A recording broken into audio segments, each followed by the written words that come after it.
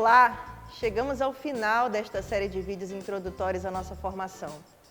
É importante tirarmos um tempo para reconhecer alguns conceitos essenciais para a mobilização de coletivos voltados para as questões ambientais. Será que todos falamos a mesma coisa quando pensamos em sustentabilidade, por exemplo? E será que estes conceitos são suficientes para lidarmos com os problemas sociais e ambientais na realidade amazônica?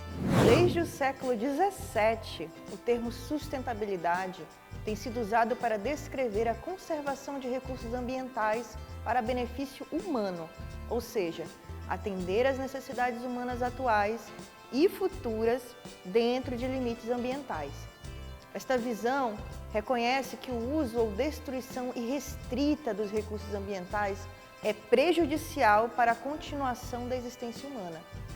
Ou seja, a sustentabilidade já nasce como um conceito que vê humanos e o resto da vida como separados e foca a natureza apenas como recursos ambientais a serviço do consumo humano.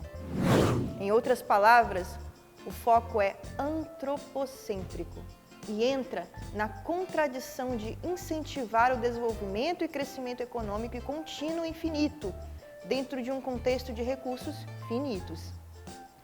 E por causa dessa grande contradição, esse conceito mais antigo de sustentabilidade foca em mudanças incrementais, mudanças em níveis muito rasos dentro de sistemas insustentáveis. É aquela velha história de falar sobre eficiência, causar menos danos ao meio ambiente, olhar para o que é minimamente aceitável em níveis de bem-estar humano e controlar, fazer a gestão técnica da relação entre a natureza e as pessoas. Nesta visão de mundo, podemos dominar o mundo natural, criando nossas próprias estratégias para aumentar sempre a eficiência do que produzimos, nos esquecendo que a natureza tem sua própria forma de funcionamento e sua única função é propagar a vida. Exemplos de sustentabilidade convencional incluem acordos organizacionais para melhores práticas de gestão, a regulamentação ambiental e incentivos econômicos para a proteção da natureza, como o mercado de carbono. A sustentabilidade contemporânea se desenvolveu amplamente desde 1999, com o nascimento do desenvolvimento sustentável como uma disciplina acadêmica.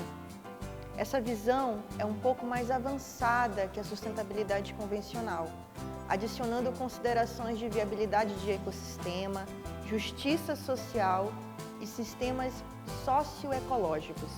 Aqui, o foco ainda é bem-estar humano, agora e no futuro, dentro de limites.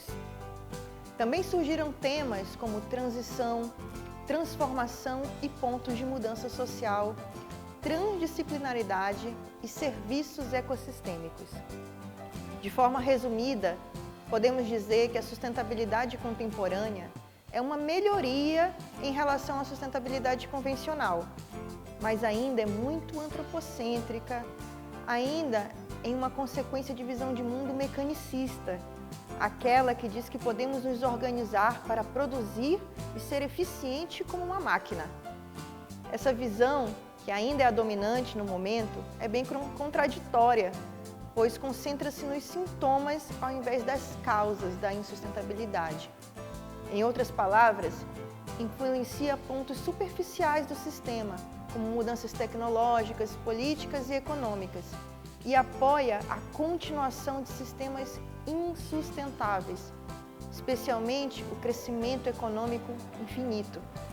Na prática, a sustentabilidade contemporânea ainda é recheada de armadilhas, como o greenwashing, a procura por eficiência a todo custo e por melhorias tecnológicas que, na real, promovem ainda mais insustentabilidade. Vários estudiosos e profissionais afirmam que é hora de adotar uma visão de mundo mais ampla. Não somos máquinas, e quem já leu A Sociedade do Cansaço, do sul-coreano Byung-Chul Han, entendeu que este mundo de produção e eficiência está literalmente nos matando. Aqui, talvez esteja o ponto crucial de nossa era. Valorizamos apenas o que conseguimos medir e acumular. Hoje, o que é mais importante para uma vida próspera não é considerado em nossos indicadores de desempenho econômico. Um ambiente natural que continuará a nos fornecer ar fresco, água limpa e solo rico, comunidades que educam e nutrem seus membros, formas de governança com um grau estável de responsabilidade.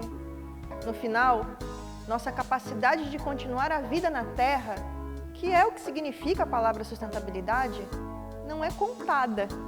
Lorenzo Fiamontre diz que temos um sistema econômico que não vê valor nenhum num recurso humano ou natural, a menos que este seja explorado.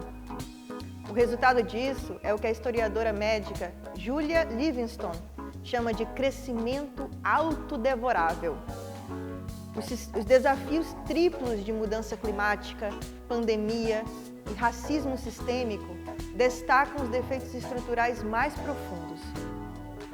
Torna-se necessário agora pensar uma sustentabilidade que nos relembre que os seres humanos são parte da vida e não o seu centro, e que podemos manifestar a prosperidade a partir da nossa integração com o funcionamento da natureza. Isso significa que chegou a hora de pararmos de pensar só no que eu posso retirar e acumular para procurar soluções baseadas nas leis naturais. Na prática, começa com relembrar que os humanos devem viver em alinhamento consciente com os princípios de totalidade dos sistemas vivos, focando em mudanças constantes e no relacionamento entre os seres, exatamente como a natureza faz. De maneira bem crítica, a sustentabilidade regenerativa se concentra em transformar as visões de mundo e o pensamento por trás das ações. Nessa visão, são os habitantes de um lugar ou comunidade, bem como as partes interessadas que o cocriam e determinam o que é, de fato, sustentável a partir das necessidades da própria comunidade. E aqui, desenvolvimento e prosperidade tem a ver com as capacidades humanas para manifestar continuamente níveis mais elevados de saúde e bem-estar. Portanto, regenerar em vez de degenerar. Essas capacidades incluem a adaptação, auto-organização e evolução, bem como tomadas de decisões, governança, política, sistemas alimentares, práticas culturais e estilos de vida que apoiam a saúde em todo um sistema. A regeneração desenvolveu-se também para o contexto de enxergar outra raiz de violência, o epistemicídio. Isso significa deslegitimar todo conhecimento que não venha de uma fonte eurocêntrica, sobre a justificativa que não seria científico e por isso não confiável. Isso cala a cultura e a ciência dos povos tradicionais de uma maneira deplorável e triste. Nos faz perder a grande oportunidade de aprender com esses povos que já desenvolveram estilos de vida, tecnologia, arte, cultura de forma harmônica com a natureza. O epistemicídio nos tira a oportunidade de aprender com esses que são os verdadeiros mestres de culturas que valorizam a vida em toda a sua diversidade, como forma de convivência harmônica e equilibrada. O colonialismo nos limita a uma história única, onde somente a arte, filosofia, tecnologia e cultura vinda da Europa tem importância. Entender o decolonialismo é se propor a ouvir a diversidade de histórias que os povos e etnias têm para apresentar como leitura de mundo. Reconhecer o momento de resgatar toda a riqueza das histórias que não foram contadas, acolher a voz dos sujeitos colonizados para que possamos pôr em prática sua própria cultura, trazer a arte e a ciência dos povos tradicionais e periféricos como um elemento de evolução. Isso tudo é algo poderoso que irá acrescentar e integrar o conhecimento da humanidade para este tempo. Te convido a ouvir duas falas muito breves. Um é o TED da escritora Shimananda Ngozi, que nos conta os perigos de ouvir somente uma única história para entender o mundo. O outro também é um TED emocionante e poderoso da empresária e agente de transformação Malance Bart Williams, falando sobre como podemos reverter na prática o decolonialismo a partir de uma visão de justiça para o compartilhamento de riquezas. Eu sei que você também tem uma história para contar e que merece ser ouvida. Por isso, te convido a ler o primeiro capítulo da nossa apostila de formação política e realizar o desafio prático que está descrito no fim do capítulo 1. Assim como não existe um conceito único de sustentabilidade, diferentes grupos vêm interagindo nas últimas décadas, cada vez mais impulsionados pela emergência climática e desigualdades socioeconômicas. Se é certo que existem instituições e organizações que ainda pensam em uma sustentabilidade focada somente em necessidades humanas, você pode ter certeza que também ainda persistem e sobrevivem culturas que podem nos ensinar a regenerar nossa relação com a natureza, contribuindo com um futuro onde a Amazônia pode ser um exemplo de desenvolvimento para uma prosperidade integral. Mas será mesmo que podemos aprender com os povos originários uma maneira diferente de organização política e social? Uma forma mais justa para lidarmos com a natureza? Essa resposta eu deixo para compartilharmos no capítulo 4 da nossa apostila.